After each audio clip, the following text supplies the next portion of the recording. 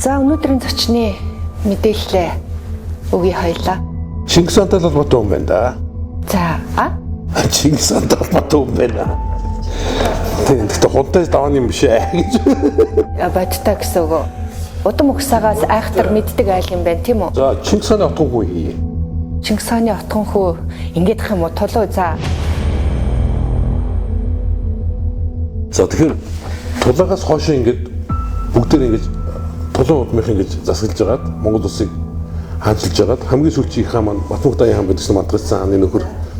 Мадгацсан хатаа хатны нөхрөхтэй нөхрөлтөө тэгж хэлэхээр ямар сони. Нөхөр нь үнэнд. За тэгээд юу яасан бэхгүй. Батмунх даян хаан сурснаас хойш үндсэндээ их Монгол улс маань задарсан. Тэгээд халахын нутгийг гэрсэн жалаар хунтай шиж өөрийнхөө хамгийн отонгуудын халах Монголыг тэр чигт үлдээсэн байхгүй. Тэр хүний шууд удмын хүн юм байна. Мэргэшил нь шүү дээ тий. Санхүүгийн онол. Санхүүгийн онол. Төрийн эдийн засгийн бодлого, төрийн санхүү гэсэн ерөнхийдөө юм төрийн санхүүгийн чиглэлээр бол нэлээд дагнцсан юм байна.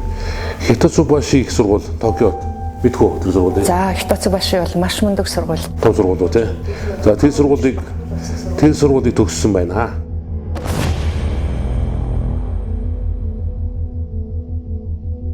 Тэгээд дээр нь хажуугаар нь бас энэ Оксфорд, Харвардын Кеннеди их сургууль энэ бас мэргэжилд ажилласан юм байна. Хамгийн сонирхолтой нь олон улсын валютын сангийн биш үү? Аз номхон далайн орнуудыг хариуцсан гүйцэтгэх захирлын зөвлөх. Энэ бол одоо Монгол хүний олон улсын санхүүгийн бодлогод хүрч болох юм баг хамгийн өндөрлөлт хүрсэн гэсэн үг. Тийм байна. Шаггүй амтан байх. Хэдэн настай хүн байх вэ? Тэгэл 70-аад оных байна уу? Сангийн яамд 10 гаруй жил ажилласан юм байна. Хоёрдугаарт 2003-аас 2004 онд Японы сангийн яамд бас ажилласан юм байна. Гэвч тиймэрхүү нэлээд том төсөл төрүүдээр ажиллаж исэн юм. Нэлээд их төр нөхөр орж ирэх юм дээ. Өөжгийг хорхоо урж гинөө. Гэхдээ надад бол хамгийн сонирхолтой юм биш үү? Яг хэрвээ сангийн яам төсөв баталж исэн хүмүүс бол яг өөрийнхөө ийм жижигхэн хэмжээнд мэддэг хүрээнд энэ төсвийн сахилга баттай энэ төсөв маань юу болоод энэ одоо энэ хямралын дараа юу болох вэ те? Энэс өөр энэ хүндрэлээс Монгол ер нь яаж гарч чадах вэ? Тэр талаар надад маш сонирхолтой байна л да. Асуух юм бол их л гарч ирэх юм шиг байна.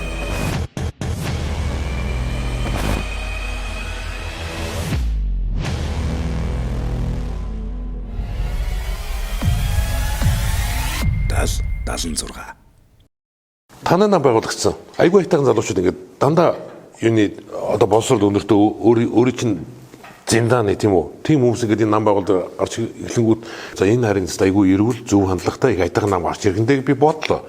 Тэгсэн чинь нэг л өдөр тэр Бопа хааны даргаараа авч тавьчлаа. Тэр яг юу болсон юм бэ? За энэ асуултыг бас маш одоо үнэн зүрхнээс хариулмаар байгаа.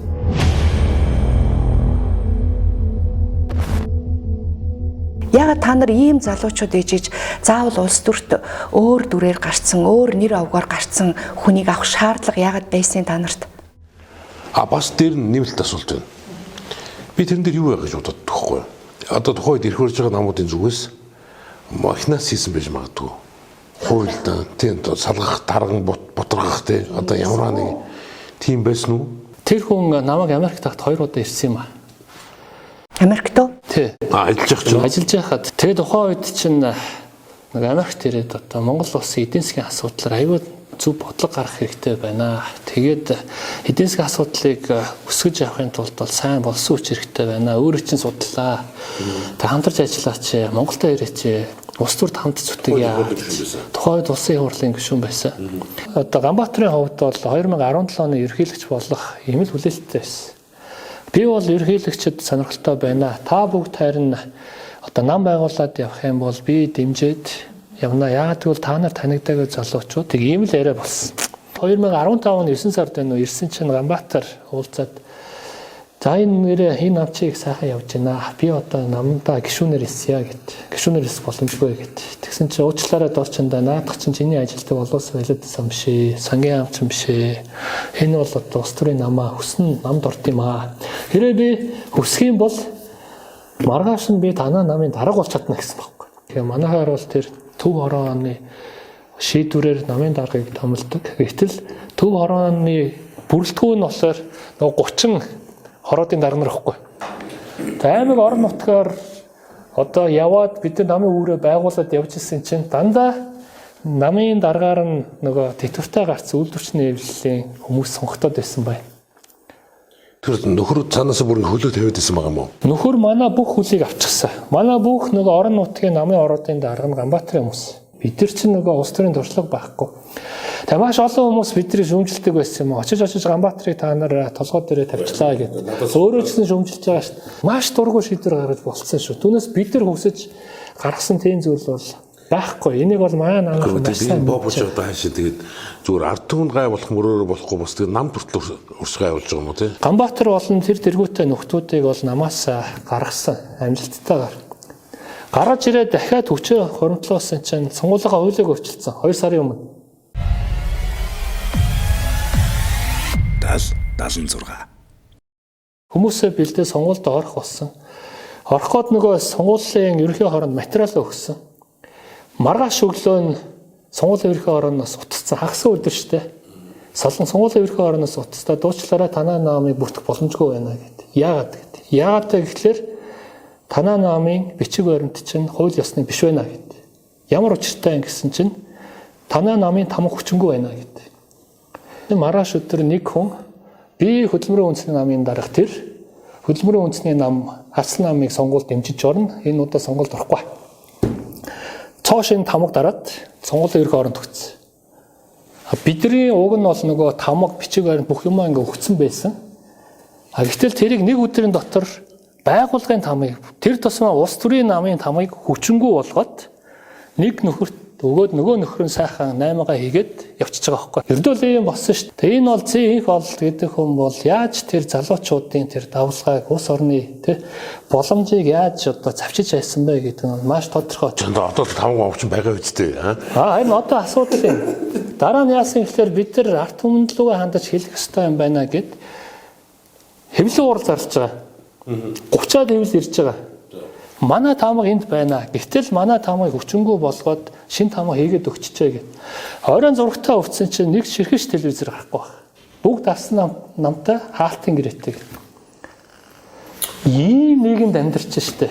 Гоё дөө. За ийм юмыг бол би өмнө ерөөсөө яриаггүй. Тэгвэл хөдөлмөрийн үндэсний намын хамгийн одоо эмгэнэлтэй түүх нь бол энэ багхгүй юу? Одоо бол 2020 онд бол бид нар энэ байдалд автах юм бол бид нар бүх арга хэрэглэж тэмцэн. Урууч байсан, зөвч байсан би улс орнод юм чинь. Танил л шүү дээ. За. Дайсны ман дайсан бол миний нөхөр. Нийлэхгүй. Тэр чирчлэлтэй санд нийлэхгүй байгаа юм байна тий. Тэгэхээр ер нь өөрөө чи улс төр рүү ингэж орох сэтлийг бол мань хүн төрүүлсэн гэсэн үг юм байна тийм үү? Тийм. Хуу хүний хувьд бол талархаж байгаа. Яагаад гэвэл улс төрд орох тэр шийдвэрийг гаргахад хоёр хүн нөлөөлсөн байдаг. Нэг нь бол Ганбаатар. За нөгөөх нь бол манай ээж байдаг. Ээж маань одоо өвөг дайсан бүгдээрээ түрээд төвшиж явж исэн хүн байдаг маа. Тийм болохоор миний хүү одоо улс руугаа буцаад ажиллавал яасан бэ? Насаараа л төрдөө ажилласан бол тэр төрдөө л ажиллах зүйтэй байна гэд. Маш богино хугацаанд бид тэр маш том давааны ард гарсан. Одоо хүн нам байхгүй болчлоо гэж бодож байсан. Гэхдээ би шүтээ зугаад тууштайгаар яг энэ бол ялагдал бол байна. Үнэхээр түр ярьж байгаа намууд бол хүчтэй юм байна. Тэд нь бол хуулийн засаглал байна, хүмүүс нь байна, хэл мэдээллийн 100% байдаг юм байна гэдгийг бол маш их ойлгосон. Дүрэн болыг хатуу юм байна. Гэхдээ энэ дүрмийг давж ижил бид нар энэ өөрчлөлтийг хийх бол болохгүй байна гэдэг дээр бүгд санал нэгдсэн тууштай эр зоригтой байна гэж шийдсэн байна. Тэгээ Монгол улсад ийм их олон гишүүнтэй, хатуу гишүүнчлэлтэй бүтцтэй энэ хоёр нам чинь Монгол улсыг самраад байна. Энэ хүмүүс чинь төрд гарч ирчээд ажил олгож болцоод байна.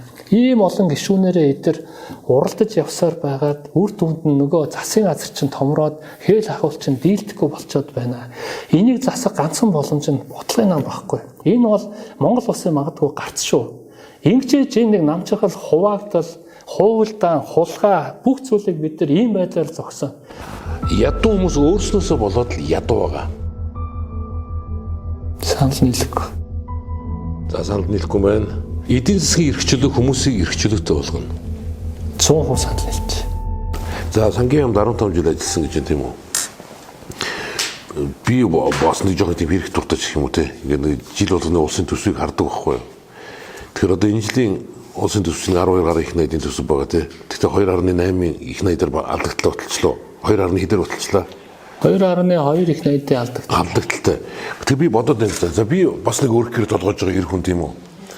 2020 онд манай гэр бүл амьдралаа. Тэгэхээр амьдрангуут яа нэхэр вэ шүү дээ тийм үү? Ийм болчиход байгаа байхгүй. Манай гэрийн орлого заа нэг 20 сая 30 сая тийм төгрөг байлаа гэж бодъё тийм үү.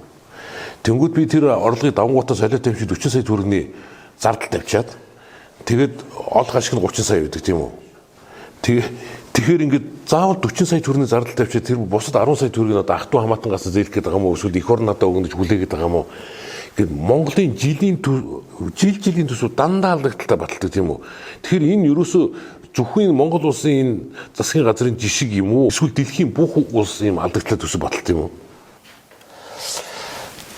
За, ер нь алдагдaltaй төсвийг бол манайх байнга баталж байгаа. Хөгжсөн орнуудын туршлага бол хөрөнгөлт бий болгодог.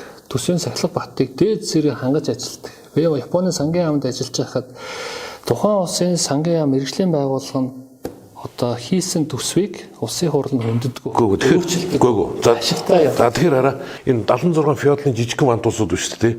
Тэдэрлүү хандсан төсөв хийгээд байдаг тийм үү Монгол улс? Ер нь ойролцоогоор нэг тухайн улс төрчийн тойрогч зориулсан төсөв хийгээд байдаг. Нийтийн нэгдмэл бодлогоор тэр төсвийн ерөнхий одоо цар хүрийг харж чаддгүй гэсэн үг манайх. Эсвэл сангийн яам зөв төсөв баталчаад тэнгуут нөгөө улс төрчин намууд норж дарвал өө тийхгүй. Манай тэр гишүүний тойрогт 5 тэрбум тийм сургууль барьдаг. Улс төр дээр очоо үндэ мүү гэж те. За, сангийн яамнаас хийсэн төсвийг засгийн газар баталтай. Засгийн газар нь өөрчлөнө. Засгийн газраас өргөн байрсан төсвийг нь улсын хурлын байнгын хороо хүлээж авна. 100% өөрчлөнө. 100%. Тийм тохиолдол зөндөө. Дараа нь байнгын хороо чи мэрэгжлийн байнгын хороо штэ хөөрхний 76 гишүүнээс эдийн засгийн мэдлэгтэй гэсэн нэг хэдэн 10 хэдэн сууж байгаа байхгүй юу? Тэдний өөрчлөсөн төсвийг нь 76 батална. Улсын хурлын чуулган дахиад өөрчлөгдөнө. Монгол улсын төсвийг хийдэг мэргэжлийн байгууллагын гаргаж ирсэн төсвийг түүхэндээ 30 жилийн хугацаанд нэгш эрхлэгчудад үгээр нь баталсан тохиолдол байхгүй. Сангийн яамны хэрэг байгаа маа манд. Байхгүй болж байгаа байхгүй юу? Ямар хэрэгтэй юм тэгэхээр? Төв банкны хэрэгч байхгүй. 76.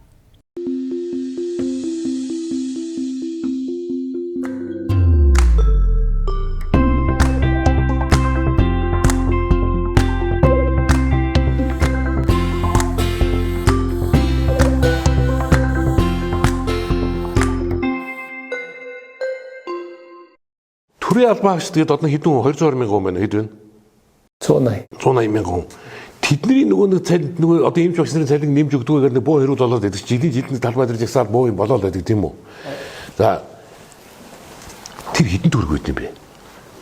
Төрийн бүх албан хаагчны цалин 3.6 их найт төгрөг.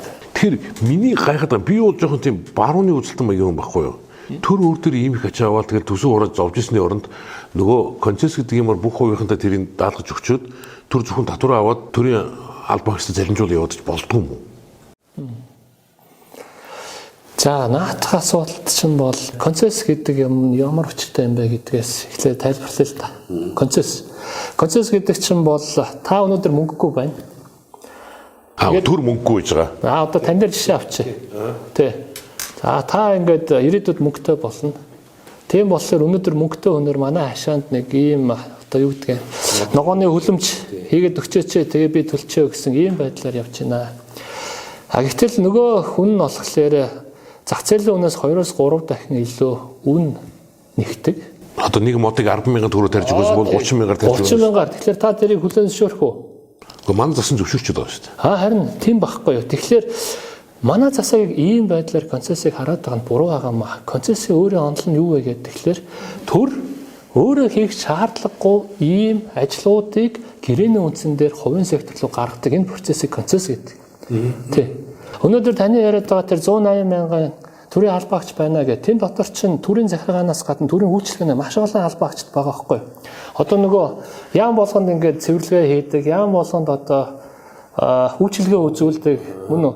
Энэ хүмүүс чинь дандаа ингээд төрөөс цалин аваад яваад байна. Үүнийгээ бид нар хувийн сектор руу гэрээ хийгээд гарах ёстой. Оо тийш үү. Цэвэрлэгээний компани ингээд гэрээгээр ингээд ажиллах юм бол тэнд бол илүү их цэвэрлэгээ орчин бий болно, үр ашиг бий болно. Нөгөө том төрчин ингээд жижигч байгаа. Энэ хэлбэрийг чинь бол концесс гэж ярьдаг. Өөрөөр хэлбэл том төрийг жижигэлдэг, илүү ухаалаг болгодог. Та ингэ юу гэж боддог вэ? За тань шиг ингээд салбараа маш сайн мэддэг. Бэлтгэгдсэн энэ төрийн бодлого буруу байгааг жижиг деталь бүхнийг задалж алдаа оноог нь хараад байгаа залуучууд дүүрэн байна. Гэтэл энэ залуучууд гарах боломж байхгүй байгаа шүү дээ. Гарч энэ мэдлэгээ одоо тэнд шингээх боломж байхгүй байгаа даа. Энэ залуучуудыг гаргахын төлөө гэдэг юм уу? Энэ залуучууд төрд очихын төлөө ард түмэн юу хийх ёстой гэж боддог вэ? За энэ жил бол маш өвөрмөц жил болж байна. Яагаад гэвэл бид маш хүнд өвчнөд нэрвэгдчихлээ дэлхийд даяараа. Тэгээ бид ингээ харах юм бол цагаан сарыгаа бол амжилттай маш хямд төсөр зардлаар бол давж чадлаа. За дараах баяруудыг ч гэсэн бид ерөнхийдөө тэмдэглэхгүйгээр гэр бүл дотроо л хийчлээ шүү дээ. Тэгэхээр энэ жилийн сонгуулийг бол яг ийм байдлаар бид хамгийн бага зардлаар хийя гэж хийж чадна гэсэн ийм одоо хүлээлт байна, итгэл найдвар байна. Ингэсэн тохиолдолд өөрчлөлт гарч чадна. Тэгээ ард түмний хувьд бол яг одоо зөв эрүүл хүнээ таньж мэдээд яг тэр зөв хүнээ сонгосоо л гэсэн ийм л одоо гуйлт байна. Ард түмнээс бүр гуумаар байна. Жаахан ном уншсан хүмүүсийн сул тал нь бол өөрийгөө ерөөсөө ярьдаггүй. Магадгүй нэг өнгөрөө зан муухай гэсэн ийм хүмүүжлэр явчихжээ. Гэтэл улс төрчид нь өөр юм байна. Юм хийж үзээгүй, номын сан сууж үзээгүй, ажил хөдөлмөрлө эрхэлж үзээгүй ийм хүмүүс чинь зургатаар хараад олон танигдаад байна. Мөнгөгүй орлогогч байлаа гэсэн сэтгэлтэй, зүрхтэй, дээрэс нь бас жаахан ч гэсэн туршлагатай мэдлэг боловсруулсан энэ залуучуудаа ашиглах боломж нь байна шүү дээ. Баялагын тэгш бус хуваарлт бол ард жилийн том аюул занал. Санал нийл 100% нийл. Хамгийн ностой гэмтэрд өвлийн ял онох хэвээр. Зөвшөөрөхгүй. Шүдээ зууж агаад л гэд хэлж ин л да хөрхий. Би яг энэ үгийг утгаар нь ойлгож чинь шүдээ зууж агаад гэд энийг яаж давж туулъя гэж бодож байна. Яг бодит байдлаар улс төр хийгээд явна гэдэг бол нэлээ их эрд зориг шаардлагаас гадна асар их мөнгө шаарддаг юм байна. Мөнгө нь яг юундаа юм байна? За ер нь бол улс төрийн нам байгуулалт бид нар явж үзлээ. За улс төрийн нам байгуулалт явахад хамгийн их зардал хаана гарч ийна гэхээр урсгал зардал дээрээ гарч байна. Урсгал зардал нь одоо юу байх вэ? Аймаг болгонд тухайлбал бид нар намын үр байгуулж үзсэн байхгүй юу? За тэгээд дүүрэг болгонд иргэдтэйгээ уулзах гэдэг шүү дээ. Яагаад гэвэл телевизээр хаалттай байна. Сошиалор бас гэр хороол байгаа хүмүүс маань хөөрхий дайта байхгүй шүү дээ. Тэгээд тэр хүмүүстэй чинь нүрт тулж уулзсан. Нүрт тулж уулзсан тул тэн чинь нэг жижигхэн түрээсийн байр хэрэгтэй. Хороо хэрэгтэй. Тэгээ хүмүүс бас байж ах хэрэгтэй. Ингээд нэг 30 үүр байгуулад явхад тухайн одоо түрээсийн зардал нь 500-аас 1 сая төгрөг. За нэг хүн ажилуулаа гэхэд сарын нэг 500 мянган төгрөг гэл ингээл сарын 30 сая төгрөг явж байгаа байхгүй юу. Гэтэл энэ чинь нөгөө төрд ажиллаж, тендер авч, хулаа хийж үзээгүй. Өөрхийн нөгөө өөртөөхөө яг хуримтлалаар нэг 50-100 сая төгрөгийн хуримтлалыг үр хөвгтөд зориулна, босрлон зориулна гэсэн энэ хэсэг залуучууд чинь дийлэхгүй шүү дээ. Үндэ 500-аас 600 хүнийг цалинжуулах боломжтой нэг хүн. 500 мянган төгрөгөөр ботход 300 сая төгрөгийн цалин өгөх болчиход байна шүү дээ сонгуулаар. Өөрийгөө ухуулах гэж. Зөвхөн ухуулаа. Дээрээс нь нөгөө балкат, элдв янзын нөгөө самбар идэргээл ингээл 500 сая төгрөг хамгийн багадаа нэг хүн. Энэ мөнгө чи хаанаас олох юм бэ? Тэгээ ингээд хоёр нам нь 30 жил засаглахтаа сонгуулаа маш өндөр үнэтэй болгочихсон. 76. Хувьсгалын ажлыг нь хийж хагаад олгуулаа энийг орж өөрчлөе гэдэг ийм л амбиц бол байна. Тэгээ энэ бүхэл бүтэн хүүхдтэй ийм үндэстэн байж хахад энэ төлөө явахгүй бол яах гэж тэр одоо номын сан суудаг. Яах гэж тэр ингэж олон жил бодлого босруулна гэж төрийн ажил хийж явсан юм. Гэтэл төрд байх ёстой хүмүүс нь төрдөө байдаггүй. Бизнесээ хийж явах ёстой хүмүүс нь төрд орчдөг. Эсвэл хулгай хайдаг нөхдүүд нь төрд орчдөг. Нөгөө талдаа төрд байх ёстой цэвэр жинхэнэ одоо нэг мэдлэг босролтой туршлагатай энэ хүмүүс нандаа гудамжиндаа байгаад байна шүү дээ. Би их орж нэгдүгээр нь бол огцонд нийлэхгүй, хоёр дахь нь бүрэн зөвшөөрнө. Бүрэн зөвшөөрнө. Цусыг цусаар. Зөвшөөрөхгүй. Бакалавра бол төрийн санхүүч гэсэн мэргэжлэр бас хийжсэн. Төрийн санхүүч, төрийн санхүүч. Тэр дотроо хуваагддаг юм уу санхүүч? Хуваагдана. Би нөгөө компани санхүү биш шүү дээ. Төрийн санхүүч. Төрийн санхүүч гэхлээр нөгөө төсөв яаж зохиодгийг, мөнгөний бодлого яаж хийдгийг, Тэр чиглэлээр ажиллаа явсан юм байна те макро эдийн яг тэр чиглэлээрээ сураад, яг тэр чиглэлээрээ ажиллаад, тэгээ бас Японд сураад ингээд 20 жил 10 жил нөгөө номын санд энэ чиглэлээрээ сурчсан. Тэгээ бас нэг 20 жил ажиллачихсан. санхүүч хүний хувьд улс орноо төлөөлсөн им чухал гэрээ хэлэлцээрүүдэд та маш их орсон байдаг. Орсон гэрээ хэлэлцээр амжилттай байдаг ийм түүхтэй хүн юм байлээ. Танд ямар авьяас байна энд? За нэг жаахан туршлага байгаа да.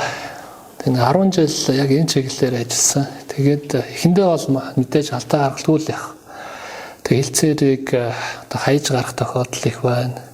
Хэлцээрээ хийж чадахгүй хоёр тишээ болох тохиолдлууд бас маш их байна. Эсвэл маш их амжилттай хэлцээр хийчлээ дээ гэдэг дараа нь ботход нөгөө талдаа ашигтай ч гэмээр ийм хөлбөрүүд бас байна. Шаргуу хөдөлгөөр бол амжилтын үндэс. Нийлнэ. Зарим хүмүүс төрөлхийн азгүй байдаг. Санал нийлэхгүй байна. Жидүү гэдэг чинь бол их гоё үг штэ. Жидүүг зөв хэрэглэх юм бол Монголд дундаж давхрах нийгмийн дундаж чинэлэг давхрах гэдэг юм уу одоо үүсэх боломжтой. Түүний төлөөлж чиглэгдсэн зүйл. Тэр тусмаа энэ өндөр хүүтэй зээлтэй ийм банктай Монгол улсын хувьд те уул нэм сайхан зүйл. Гэхдээ би сүүлийн үед баг жидүү гэдэг үгийг харахаар өвгөнд нь дургуутсдаг болчлоо. Гэтэл яг өнөөдөр эгдүүцдэг болчлоо. Өнөөдрийн маань зочин тэр жидүү гэдэг энэ санг үүсэх гэд энийг одоо Монголд хэрэгжүүлэхэд таны нөлөө бол маш их байсан байдаг. Та жидүүгийн тухай өнөөдрийн дүр зурагт харамсаж байна. Цуг ажиллаж исэн одоо нэг 80 настай буурал өвгөн их харамсдаг. Тэг үнэхээр 2005 онд бол одоо бид хоёр бол нэлээд их ярилцаж та тэгээд Монгол улсад нэг юм хийчихэлтэй. Тэр хүн болохоор яг Японы экспорт импортын банкыг анх бий болгоход нь ажиллаад өөрөө бас удирдлагт нь ажиллаад тэг өөрөө жижиг дунд үйлдвэрийг дэмжихийн төсөл хөтөлбөрүүдийг Азийн маш олон хооронд нэвтрүүлсэн хүн байдаг байхгүй юу. Тэгээд тэрийг нь мэдээд тэр хүнтэй уулзаад Монгол улсад одоо ядуурлын буурал ганц гарцсан бол ажлын байр байна. Ажлын байрыг бий болгохын тулд жижиг дунд үйлдвэрийг дэмжих хэрэгтэй байна. Дэмжихийн тулд өнөөдрийн манай одоо банкны хөө маш өндөр байна. Тухайд 30% байсан шүү дээ. 30-аас 40%. Тэг ийм үгээр чи яаж жижиг дунд үйлдвэр дэмжихдээ нэг оронтой тоон дээр авчирья гэд. Тэгээ би өвгөнтэй ингээ ярьж байгаад Японы сангийн яамныхаа найзуутай ярьж байгаад 25 сая доллар оруулж ирсэн. Тэгээд нэг зээлдэгч Жидүүгийн одоо анхны суурь нь тий. Нэг зээлдэгчд очих эцсийн зээл нь бол 9%-аас дээшгүй байна. Хоёрдугаар хугацаа нь бол 10 жил баймар байна. Тэгээ 10 жилийн хугацаатай эхний 3 жил нь бол үндсэн өрөөс чөлөөлөгдөө зөвхөн хүүгийн төлбөрөөр төлдөг.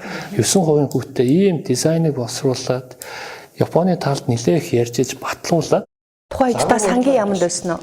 Би сангийн яамд яг зээл тусламжийн бодлогын газрын орлогч дараагаар ажиллаж байсан. Хэдэн настай байсан? Хойд нэг 27 намтай л байсан. Ууд нь бол их гоё юм сэтсэн юм байна шүү дээ. Тэгээ ерөөс эхний жилдээ 1000 ажлын байр бий болсон. Хоёр дахь жилдээс 3000 ажлын. Энэ хэдэн оны юм яриад байна та? Тэр 2007-8 оны. 2008 оны хямралыг мэдэн дээ. Тэг чи манайч маш олон ажлын байр байхгүй болсон шүү дээ. 140 орчим мянган ажлын байр. Тэгэхэд манайхаас зээл авсан 1000 аж ахуй нэгж бүгдээрээ ажлын байраа хатгалж гарсан. Нэг ширхэгч байгууллага дампуураагүй. Тэр бол амжилт шүү. Амжилт шүү тий. Их гоё концепт, их сайн загвар ингээд хэрэгжээд явах хэрэгтэй байтал өнөөдөр жидүү гэдэг нь их муухай болчиход та. Тэгээ манай тэр 80 настай буурал бол маш их харамсдаг. Уг нь Монгол улсад маш их хэрэгтэй төслийн хуулиа хийсэн юмсан. Тэр Япон хүн юу гэсэн яг танд энэ тухай сонсоод ялангуяа улсын их хурлын гишүүд буюу нийгмийн бараг чинэлэг шахуу хэсэг нь энэ баг хүүтэй зээлийг авцснаа өөрсдөө мэдэхгүй байгаа шүү дээ. Энэ бодит байдлыг тэр Япон хүн сонссон байлгүй дээ. Ер нь бол намайг улс төр дорхыг их дэмждэггүй байсан. Тэгээ энэ мэдээг авсны дараа Д.ОТГОН чи уг нь бол төрийн их сайн ажилтан байх боломжтой байсан. Гэхдээ одоо бол улс төртөө ороод явахгүй болохгүй юм байна. Энэ байдлаараа бол одоо энэ улсын хөгжил гэдэг юм бол байхгүй юм байна. Гаднаас сайн туршлагыг эсвэл өөрсдийн сайн туршлагыг шингээгээд урт хугацаанд хадгалах чадвар танаа засгийн газарт байхгүй байна. Маш их харамсаж байна. Тийм болохоор тууштайгаар одоо ихсэн юм үргэлжлүүлээд яваасаа би бол чамайг улс төрдөө бас амжилт гаргаасаа гэж хүсэж байна л гэж. Тэгэд иймэрхүү жишээнүүд бол маш олон шүү. За та жидүү авсан уу? Аваагүй. За тендер авч байсан уу? Аваагүй. Улсад 15 жил ажиллаж дуу. Сангийн яамд 15 жил ажиллаад тендер аваагүй нэ гэж бах уу? Аваагүй. Олон улсын валютын сангийн Аз номхон далайн орнуудыг хариуцсан захирлын зөвлөх байсан гэж байгаа. Тэгэхээр олон улсын валютын сангийн Монголд төлөвлөгчийн газарт ажиллаж исэн гэсэн үг үү? Эсвэл бүр тэр төв дээр нь ажиллаж исэн Америкт гэсэн үг үү? Тэг төв дээр.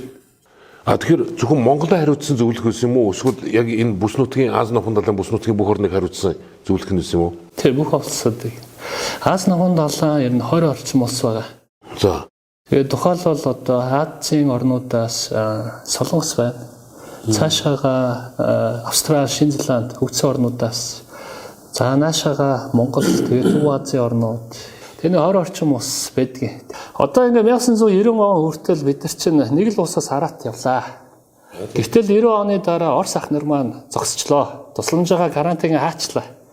Тэнгүүд манай нөхдүүд яасан бэ гэхлээр нэг л хөрш гараа сунгасан байдэн. Тэр нь бол урд хөрш, мөнгөтэй, боломжтой. Тэгэхээр эндээс бол одоо сүрсэн бодлого гэж явдсан шүү дээ. Яагаад 1961 онд монголчууд тусгаар тогтнолынхаа төлөө тэмцэж нүүб дэлсэж түүнийг маш том баяр баядлаар хүлээж авдаг юм бэ гэж. Яг тэрнтэй адилхан 1990 онд олон улсын валютын сан, Дэлхийн банк, Азийн хөгжлийн банкд Монголын одоо манай буурлууд илсэн эдийн засгийн тусгаар тогтнолоо батгаажуулсан армын том үйл явдал юм аа. Өөрөөр хэлэх юм бол урд хөршөө юм уу, хойд хөршөө бодлогыг сүрж ерөөсөө энэ нөгөө эдийн засгийн хувьд бие даасан байгаан тулд олон улсын тэр мөнгө нь орж ирдэг, олон улсын бодлого нь шингэсэн ийм хөтөлбөрүүдийг хэрэгжүүлснээр бид нар ингээд бие даасан ийм улс байна гэдэг. Энэ бол маш чухал шүү. 76. Тэгээд одоо ингээд нөгөө төсвийн алдагдал гэж шүү дээ юм уу? Төсвийн алдагдал төр чинь ингээд юу яаж байгаа шүү дээ. Банк чинь засагч нь дотоодоо бонд гаргаж байгаа тийм үнэ цаас. Үнэ цаас гарангууд ерөөсөө тэр бол цэвэр манай Монголын банкнуудын бизнес болсон гэж ойлгож байгаа тийм үү? 2015-16 онд бол ерөөсөө засгийн газар маш их алдагдaltaй түүнийг банкудаас мөнгө аваад санхүүжүүлчихсэн. Хэдэн хувиар үнэ цаас орж исэн жилийн? Татваргүйгээр 18%. Нөгөө талдаа төрийн санд байгаа мөнгийг 3-аас 5% хүүхдээ банкудад байршуулад. Тэгээд эргүүлээ тэрнийг 17% хүүтэйгээр 18% хүүхдээ татваргүй авч байгаа. Энийг яг юу гэж ойлгох хэвтэй? Энэ бол дээрэм. Зүгээр ловер биш тийм үү? Энэ бол зүгээр ловер байхгүй.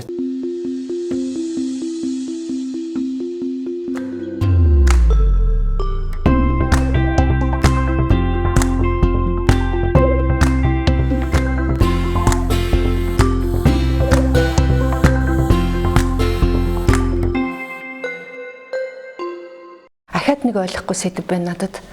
Банкны холбооныхан мөн санхүүжд өөрсдөө энэ асуултанд хариулахаас татгалздаг.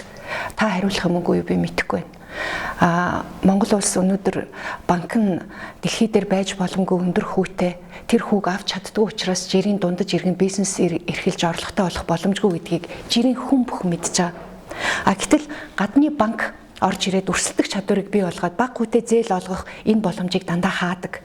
Тэгэхээр та хариулах уу энэ дээр? За энэ дээр бол маш тодорхой хариулт бол оруулж ирэх хэрэгтэй. Оруулж ирэх 100% хэмжин гэсэн үг. Зөв. Хятадын одоо Төв банк, Ардын банк, Хятадын нэг банк нь орж ирэх юм бол тэгээ Монгол улсын үн цэнтэй объектууд, газрын доорх баялагуудыг бүгдийг нь одоо барьцаанд аваад өөрийн болох бүрэн боломжтой гэдэг нэг ийм айц явдаг байхгүй юу? Үгүй. Эний чинь оруулж ирэх юм бол зохион байгуулалтаа зохицуулалтаа орж ирнэ, бодлогоор оруулж ирнэ, нөхцөлийг нь тавина. Барууны бусад 30 орнуудын банк тий, Deutsche Bank, Citibank манад салбараа нэг гэж чадаагүй шүү дээ. Энэ банкуд чинь орж ирнэ, хажуугаар нь Хятад банк орж ирнэ, бүгдд нь тодорхой хязгаарлалтууд тавина. Зохицуултуудыг нь хийн, улсын үн цэнтэй объектуудыг барьцаалахгүй гэдэг энэ эрх зүйн орчныг нь бол хийн. Үр дүнд нь бол их усэр бол гаднаас орж ирнэ. Өнөөдөр яагаад оюу толгой Монгол улсын банкуудаар одоо гүйлгээгээ хийдэггүй юм бэ гэдэг. Яагаад гэвэл олон улсын стандартад нийцсэн эрсдэл даах чадвартай банк байхгүй байна гэдэг аахгүй. Үнэн үү? Бодтой байхгүй, үнэн байхгүй юу? Өөрөөр хэлбэл оюутлахын тэр их мөнгөний эргэлтийг шууд хангад явчих тийм одоо чадвартай чадaltaй банк байхгүй байх гэсэн үг үү? Эсвэл хууль биелүүлдэг орны банк гэдэг учраас хайсаасан. Би шинэ бизнес хийлээ гэж бодож тийм үү? Тэнд надад Хятадын банк өнөө, Германы хүн, Америк хүн, Монголын хүн надад ямар ч хамаагүй. Надад баг хүүтэй зээл авчивал болов үстэй би. Санал 100% ер нь бол гадны банкуд орж ирэх юм бол валютын урсгалт нэмэгдэнэ. Зээлийн нийлүүлэлт нэмэгдэнэ. Зээлийн нийлүүлэлт нэмэгдсэн тохиолдолд зээлийн хүү өөрөө буурнаа. Монголчууд бага хүүтэй урт хугацаатай зээлийг авсан тохиолдолд амжилт гаргадаг юм байна. Ажлын байр бий болгох юм байна. Бизнес нь цаашаа явдаг юм байна гэдгийг төрүүчийн ядаг жижиг дундүлжрийн төсөл харуулсан байхгүй юу? Баталсан. Энэ гадны банк орж ирээгүй хоёр улс байдаг. Энэ нэг нь хойд Солонгос, нэг нь Монгол гэж ярьдаг. Энэ үний юм уу зүгээр бид нар хитээдүүлж ийм тоглоом шоглоом болгож хэлээд байгаа юм уу? За баг үнэн шүү. Өмч хөвчлөлт орж исэн үү?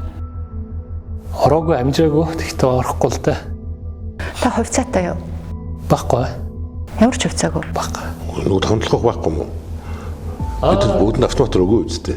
Тэр чинь одоо 90,000 төгрөг авахгүй л өмөрө түлээгээд байгаа үстэй бид чинь. Гэхдээ чи одоо хувьцаа хэд хэцүү шүү дээ. Яг хуу тараацсан мөртлөө мөнгийг нь өгдөггүй. 2020 оны 8 сард бид нэр Хятадын төв банкнаас зээлсэн 2.3 тэрбум долларын swap зээлийг төлөх ёстой.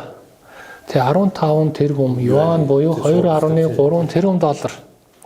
Дээр нь бид нар 2021 оноос ахуулаад 4 бондын төлбөрийг бид нар төлнө. Нийтдээ 2.9 тэрбум доллар. Бидэрт энэ мөнгө бол байхгүй.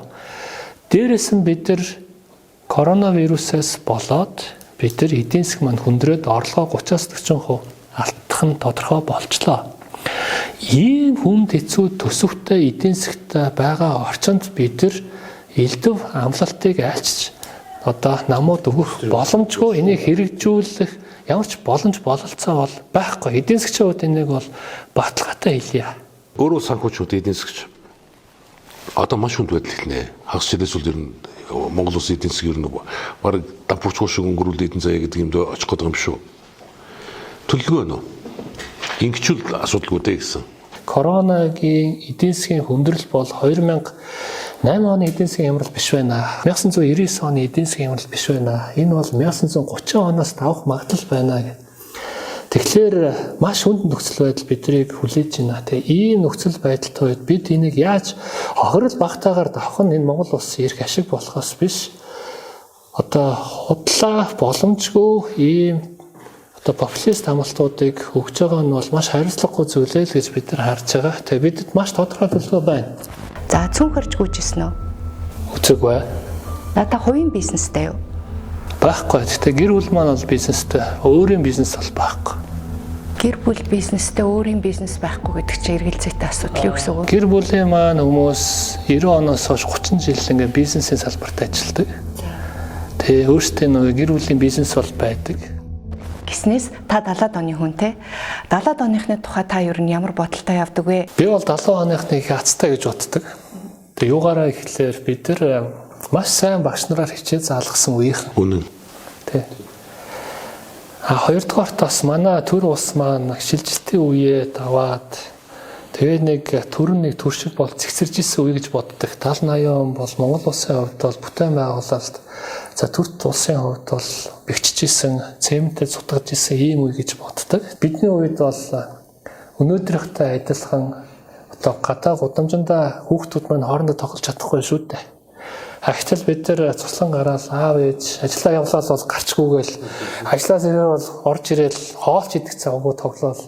Тэгэл нэг гэр мөрөө нэг хурдгашаа цэвэрсэн болоод хоолоо игээл суудаг байсан шүү дээ. Харин нөгөө улс төрийн хувьд бол бид нар улс төрчид бол та нар бол алдагдсан үеийнхаа шууд хэлчтэй. Тэгээд өмч хөвчлөл гэдэг юмд нь бол манай үеийнхэн бол нэг ширхэгч хүн өмч хөвчлөөр юм аваагүй дээ.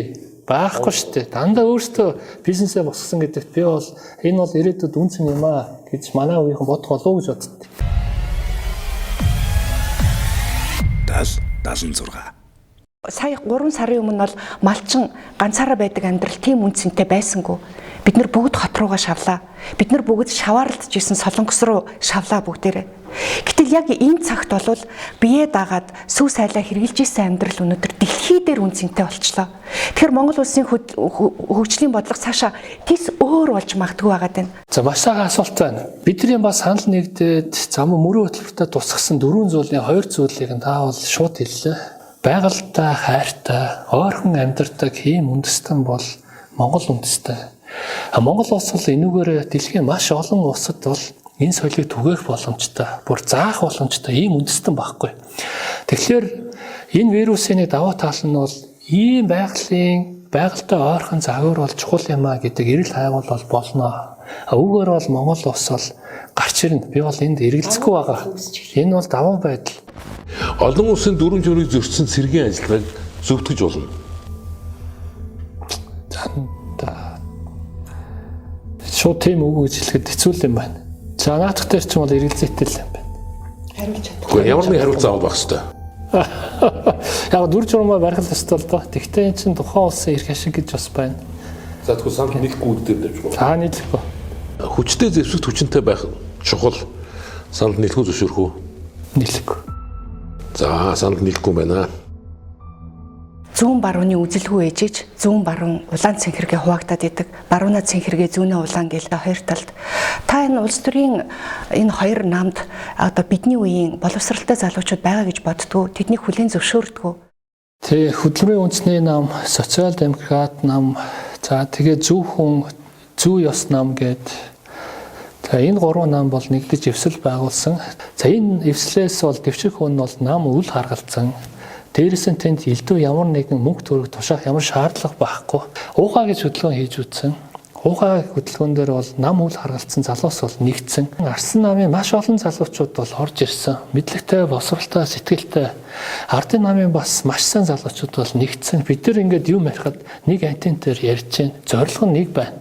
Ер нь бол одоо өөрчлөлтийг чинь залуучууд хийдэг. Үр дүнг нь бол сэхэтнүүд бол авч явж энэ нэг 20-30 жилийн түүхийг бид нар зурах юм шаардлага бол үүсчихэд байна шүү дээ. За ийм болохоор одоо би шууд хэлмээр байгаа. Ардын намын залуучуудаа, Арсан намын залуучуудаа тэнд заавал ах нарын цүнхийг барих юм шаардлагатай юм бэ. Өөрчлөлтийг бүгдээрээ хий л да. Бид нар чаднаа. Өөрсдөө итгэх хэрэгтэй. Өөр хүүхдийнхаа төлөө, дүүнрийнхаа төлөө өөрчлөлт хийх цаг нь болсон байна. Ингээд энэ өөрчлөлтийг хамтдаа эр зоригтойгоор, нэр төртөйгээр хамтраад хийчихээ л да. 76. Өнөөдөр гадаадтайгаа иргэдэйгээ авчрах уугүй юу гэд маргаалтаад байх шиг байна. Би Японд сурч байхад нэг төмсний талбай дээр ажиллаж байсан нэг 10 ахнар дээр очиж исэн юм. Нөгөө Монгол ахнаар эхнэрүүд нь хөрхи юм өгч явуулаа. Тэрийг нь авчиж өгсөн. 3 хайрцаг нь 4 метрийн жижигхэн өрөөнд дотор 10 залуу ажиллаж байгаа. Чибагийн интервью гэдэг шүү дээ. Тий, чибагаар бол дүүрэн. Тэгээ хөөрхөн ингээд шофроотлж унтна, унтахтай хажуу тийшээ харж унтна, ээлжиж унтна. Тэгээ тэд нар бол яана та нар чи яаж амьдарч байна гэхээр зүгээр ирчүүд юм чинь тэгээд аваад гарнаа. Тэгээ ахын доо энэ ах цалингаа маань харин одоо манай гэрийнхэнд өгөхийг бодороо. Тэгээ бидний сайхан байгаа гэж хэлээрээ. Бид нар бол энд ингээд даваал гарчихна. Гэтэл тэр хүмүүс маань өнөөдөр ингээд хүнд хэцүү цаг үе тохиолдоод нааша ирья гэхэд хүлээж авахгүй байна гэдэг бол болохгүй. Тэгэхээр бид нэг л үндэстэн 3.3 сая монголчууд шүүмжлээд байгаа хүмүүс нь тийм үү? Игч нь байвал яах вэ? Ээж нь байвал яах вэ? Аав нь байвал яах вэ? Тэр гадаадд хүн өөртөө ирсний дараа тэрийг ойлгох болов ихэнх хүмүүс тэгж ойлгодог тийм үү? Өнөөдөр миний том хөө англи сурч байгаа. Давруу бол ярьж л байна. Одоо тэгээ сургуулийн одоо оюутны байранд амьдарч байгаа бүх хүүхдүүдийг аав ээж нь татаад авчлаа. Тэгээ Монгол руугаа очих гэсэн чинь ингээд хэл хорой тогтоочлоо. Яах вэ гэд. Тэгэл аавал босоо хойноос хүүхдээ авчихыг бодсон шүү дээ. Тэгтээ тэгэл за миний хөө ир хүн байна да. Наана бол яаж хийж байгаа л өөрийгөө аргалаад энэний ардлага давж гарна шүү. Болт юм да болт юм. Тэгээ Монгол хүмүүс учир нь олон доо л гэж байгаа байхгүй. Хүн болгоны амьдрал юм шүү дээ. Надад ч гэсэн миний хүү Германд ажиллаа. Бас ярьсан яаж энэ хэцүүлэн гэж надад хэцүүгээд яах вэ тийм ээ. Монгол ирүүл даваал гарна шүү дээ. Өөр арга байхгүй. Та хоёрын хоёулангийнх нь хүүхдүүд гадаад байгаа юм шүү дээ. Тэ. Одоо энд 3 хүний хоёрынх нь байж юм л та. Тэгээд хүүдүүд рүүгээ уцтаад наана нэг яаж игээд тиссэн шүү. Түр яах юм тий. Харин мундаг юм.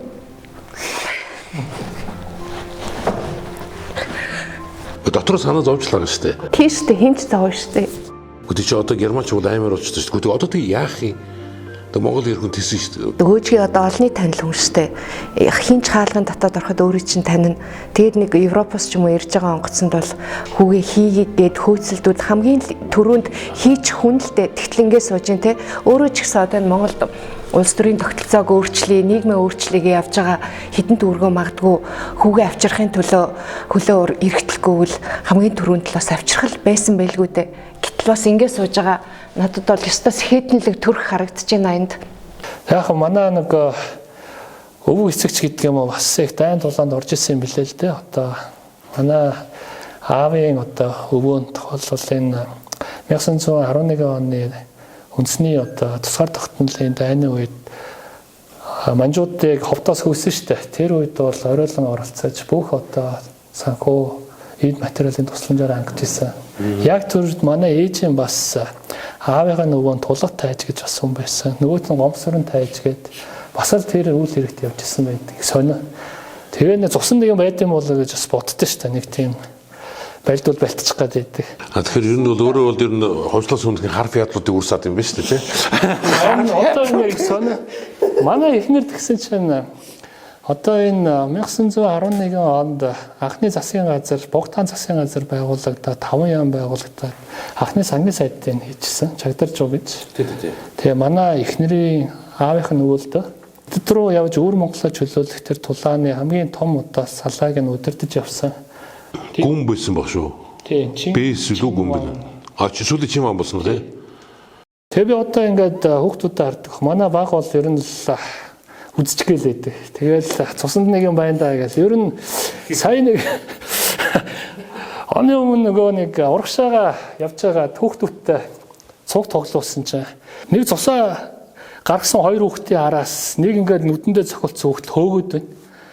Тэгэл яваад гисэн чинь манай хүүхд байна. Тэгээ харсан чинь нэг хоёр том хүүхдээс хөөж ийн араас нь. Тэгсэн чинь л аавдар нэрэл ярьсан чинь сүултээ хүүхд ах тийм байлгүй яг чи аанаас ирсэн гэдэг. Би Монголоос ирсэн маш. Танаа монголчууд дандаа юм шүү. Хүнийг энэ зүгээр бэлэг тэмдгийн ч юм биш. Энэ батлагдсан зүйл. Тийм ч учраас монгол хүмүүс төр төмнийхээ төлөө зүтгэж байгаа хүнээс удам ухсааг нь асуудаг. Учир энд бий. Тэ? За хэдүүлээ нөхөө. Нүй да. Шашингүйгээр ёс суртахуунтай байж чадахгүй. За нийлэхгүй да. Таны чиг хандлага бол яг таны өөрөө шийдсэн үний юм байна. Зүүнний либертар юм байна.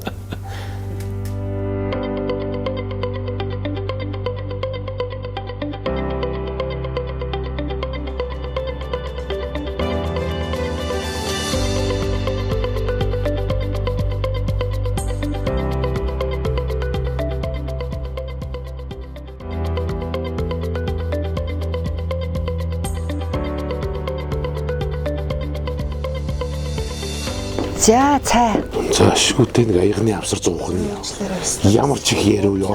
Үнэ ярих чинь бас их ядардаг. За зочиндоо цайгаа.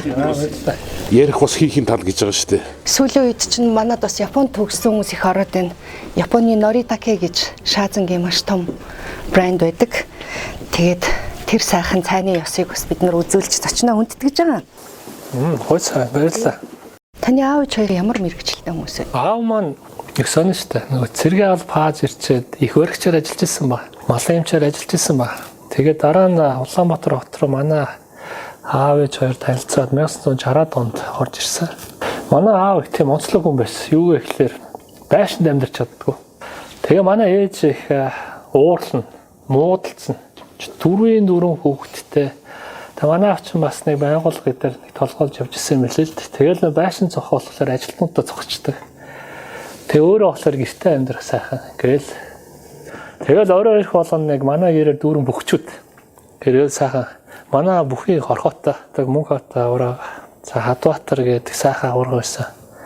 Одоо бас баянаа аврагч гисэн. Тэгэл ирээл бөхөө ирээл тэгэл 100 татаал тэг бөхчүүд орж ирэхдээ нэг ингээд том архийг авдраа нь барьж орж ирнэ. Тэгэл яг манай ч орой ирж тэгэл хоол игээл өөрхий. Манай чи сайхан штэ юм байсан л та. ерөөсөө өнд ууралж чаддаггүй. Ингэж яриад байдаг шүү дээ. Ийм цөөхөн хүн амтай газрын нөөц баялаг ихтэй улсыг ядуу амьдраад гэдэг. Би ахад нэг юмыг нэммээр санагддаг байхгүй юу? Газрын өгөгдөл баялаг нь өндөр. Хүнийх нь өгөмж чадал нь ийм өндөр улсыг ингэж амьдруулж байгаа нь өөрөө аимшигтай байхгүй юу? А гэтэл материал нь байгаад хүн нь өгөгдөлгүй бол яах вэ бас? Монгол хүнд нэг жоохон юм тусаахад л гэрэлтэхэд бэлэн хүмүүс байхгүй юу? Хөгжөхөд бэлэн. Бүр ингээд цойлоход бэлэн байж идэг. Тим сэргэлэн, тим хүмүүс шүү дээ. Энэ бол би нэг монголоор өвчлчөөд монгол өөргөө яриад байгаа юм бишээ, хүмүүсийн дургуйцдаг шиг. Зүгээр гадаадд ажиллаж байгаа, хар ажил хийж байгаа залуу тэндээ цойлдгийг Хэсэг одоо залуучуудтайгаа тухайлбал нөгөө яармагт өнөөдөр яармагт гээд хөгжлийн төв байгуулад ажиллаж байгаа. Тэгээ энэ төв дээр одоогийн байдлаар 1000 хүүхэд байна. Англи хэлийг ингээд сайн дураар хүмүүс ирээд заачдаг. Шатартай тоглуулдаг.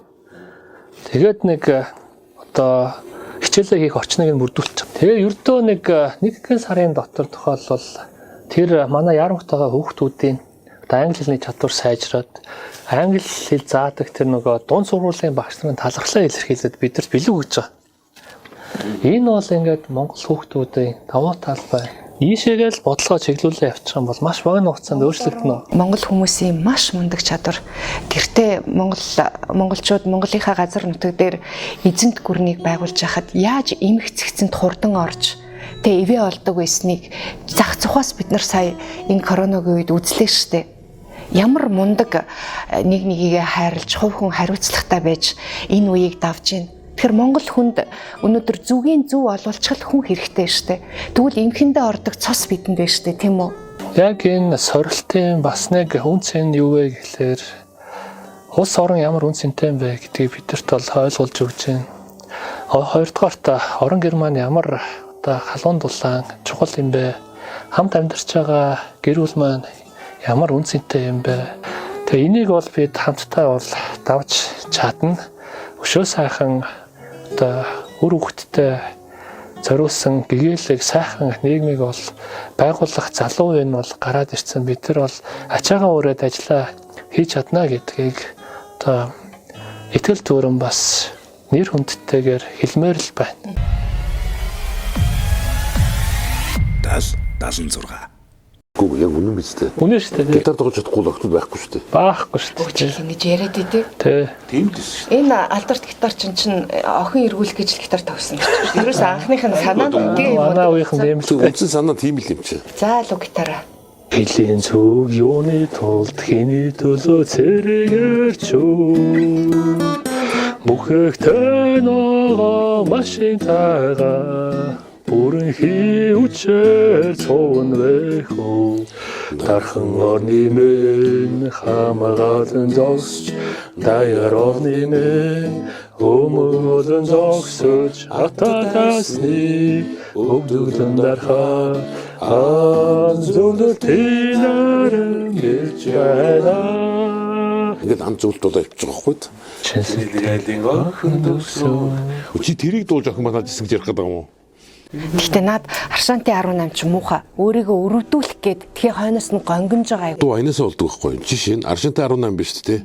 Тэрийг магнит өрсөд түгээн аянд дуулах юм бол зүгээр шууд бахархлын дуулчин. Намхан ширээн дээр засан тавганд намайг тэжсэн борцог байлаа хөөж хатууч гисэн сайхан аруул хадгалж чамдаа үсимаа хөөж айхөө зэхөө Аршаантын 18 хөө эргүүлээд цоглог хаягдсан дуу.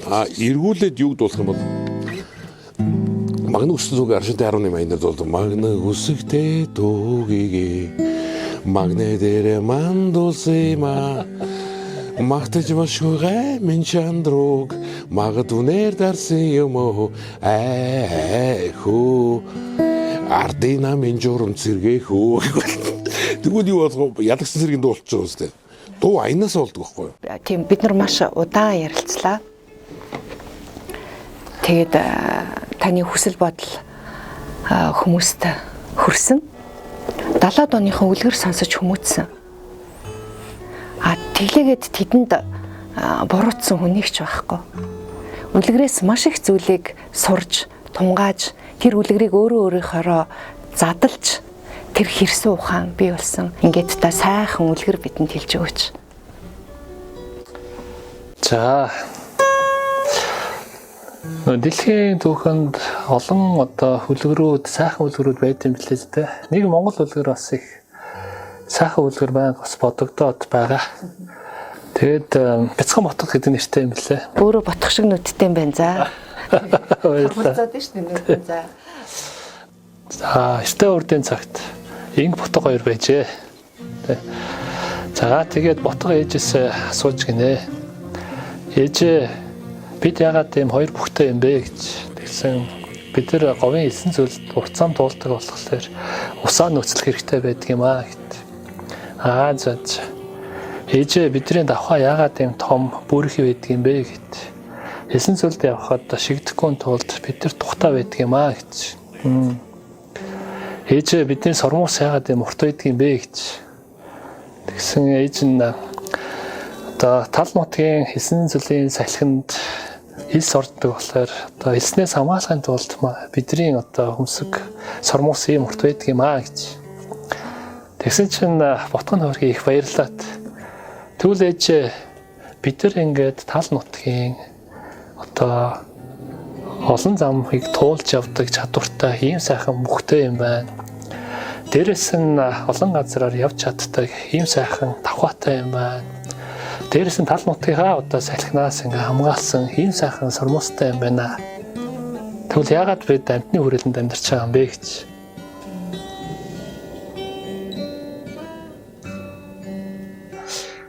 Ийм сайхан хүүхдтэй арт түмэн дэлхийн түүхэнд төр тусаан байгууллагад өөрсдийнхөө өв соёлыг түгээж явсан.